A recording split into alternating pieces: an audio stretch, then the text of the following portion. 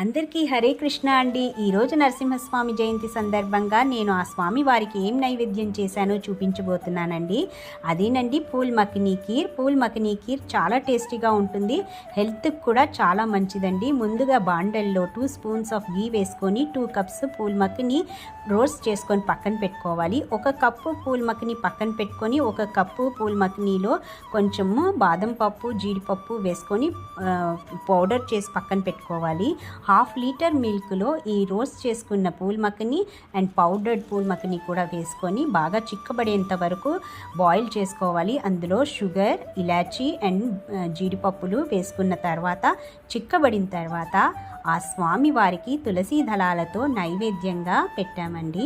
ఉగ్రం వీరం మహావిష్ణుం జ్వలంతం సర్వతోముఖం నృసింహం భీషణం భద్రం మృత్యోర్మృత్యుం నమామ్యహం. ఈ మంత్రం చదువుకోండి. హరే కృష్ణ.